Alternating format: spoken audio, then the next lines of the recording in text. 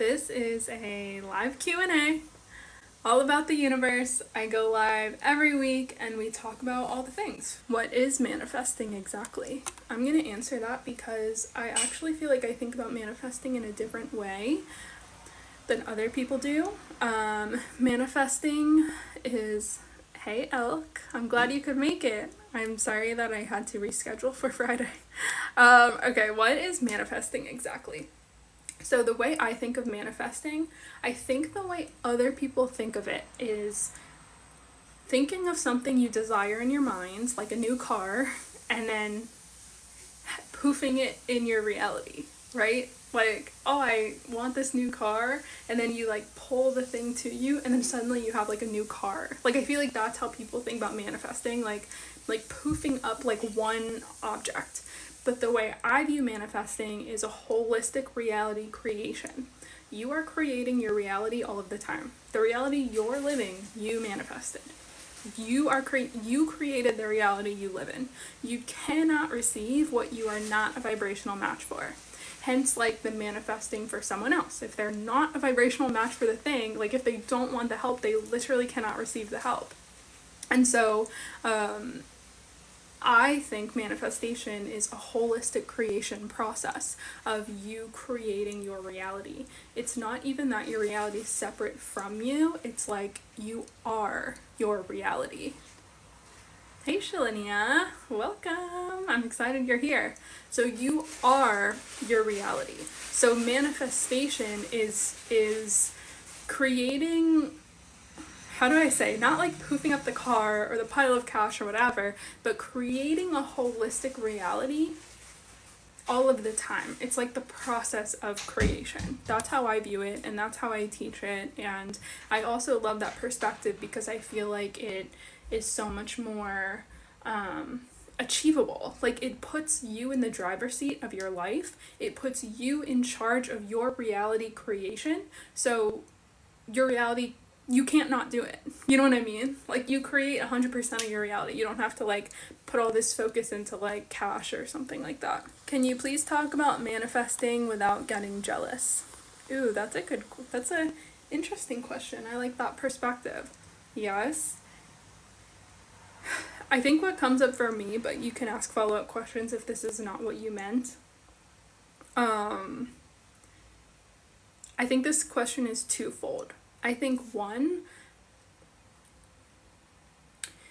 a lot of times jealousy stems from someone else that's the definition of jealousy, I guess. Like someone having something we want, right? But you want the thing. So I would reframe the belief to like, oh, that's proof I get to have the thing too. If that person can do it, then I get to have it also. That person who has the thing I want is proof that I can also have that thing, right?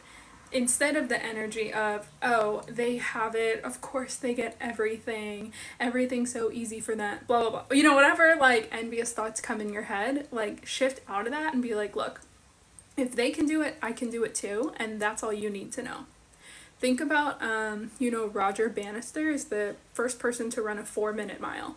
No one had ever run a 4-minute mile before he did, and right after he did, like, a bunch of people ran a 4-minute mile. And those other people could choose to be jealous. You know, if you're like the second best mile runner in the world or whatever, you could be like, oh, I'm so jealous that he did that. Like, I've been at, 401 forever. I'm so jealous he has what I want. And let that hinder you. You know what I mean? Like, or you can shift the energy and say, if he did it, I can do it. I'm better than him, in terms of running. Not that we in the spiritual world say we're better than people, but you know what I mean? Like, the second best runner can be like, if he did it, like, he's not that much faster than me. If he did it, I know I can do it too. And use that as proof that, oh, well, I can run a 4-minute mile and I'm going to run 3:59. Or I guess he ran under 4 minutes, and that's the whole point, but yeah. And so, that being said, it doesn't mean you have to like surround yourself with the person you're jealous of all the time, you know? Like, it doesn't mean you always have to put yourself in situations where people are rubbing it in your face, for like lack of better words, but like, you get to, when you notice those envious feelings come up, just reframe to, oh, that's proof that someone else has what I want, so I get to have that too. How to hold and maintain a high vibration? That's a good question. It's your job to stay inspired. It's your job to keep out the lack mindset. It's your job to be consistent. If you're in the coherence program, I know Shalinia is, I don't know if anyone else is in that, but if you're in, like, how much do I preach consistency? Like, all I say is, like, just be consistent. The other things don't even matter. Even consistency per time of day doesn't matter, but I'm like, you just have to be consistent. You just have to do this one meditation. Like, the program is so simple but so effective, because I'm like, it's just this, you just have to do it every single day. That's it. It's one simple meditation. Or like, I'll have a module or whatever, but I'm like, the point is you have to stay consistent. You just have to do the thing every single day, and you eventually build new neural pathways in your mind that make holding the vibration a lot easier. But to hold the vibration, if you do like one meditation, let's say, you can feel being a vibrational match. It feels good in your body, it feels light, you have the thing in your mind, it all feels amazing. And then how do you hold that energy? One, consistency. Like, do that meditation every single day. Like, you just have to be consistent. But two, it's like, okay, how do I make myself do that meditation, right? Because I feel like the consistency is what people lose. That's where the context of a program is really, really helpful for me. Having even just the community and the experiment. Again, my membership's only $11. So at minimum, like, having that community of other high vibe people is so inspiring to want to stay at that vibration. Like, knowing other people are doing the thing you're doing, it's like putting yourself in a current bringing you to the place you want to go, where if you don't have a community, like, I don't know your life, but if you don't have a community like that, it's like you're always fighting against the current. And you can do it. Anyone can do it. It's just harder to maintain that vibration. And having like that, yeah, just like that support, like knowing you have that support is so helpful. But even if you don't join like a community, it's your job to stay inspired. So like, fill your mind with media that lights you up, you know, like Abraham Hicks or something like that. Like high vibrational stuff that makes you be like, yes, like always keep looking for proof. I feel like I say the phrase looking for proof in my programs 18 million times too. Always look for proof and keep like reaffirming to yourself that like, this is true, this is working, I can't fail, my success is inevitable, manifestation is always working, I'm a high vibration, I get to have what I want. Like, when you're always filling yourself with proof this works, it's, of course you're gonna do your meditation, and then of course in the meditation you're gonna stay being a vibrational match, and it's gonna be so much easier for you. And then I mean, the one-on-one coaching is like invaluable. I know last live LQ were here, so I won't repeat the whole spiel, but I know last time like I talked about how my coaches like held me up and held me accountable even when I wanted to fail. I knew I couldn't because I was accountable to our calls. And I refused to show up to a next call being like, oh, I didn't get the clients.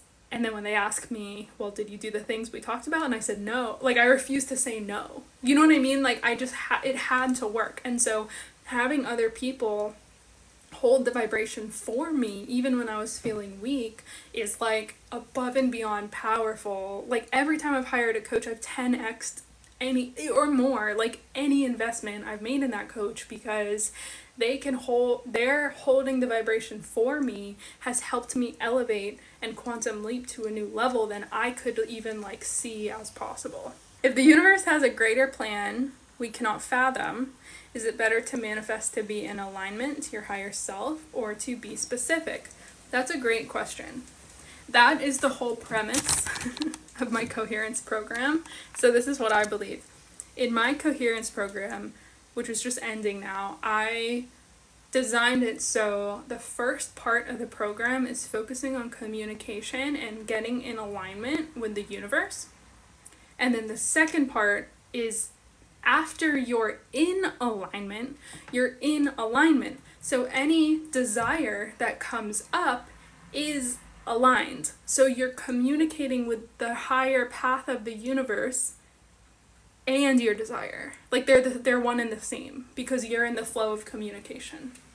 So you may not know the entire plan the universe has laid out for you.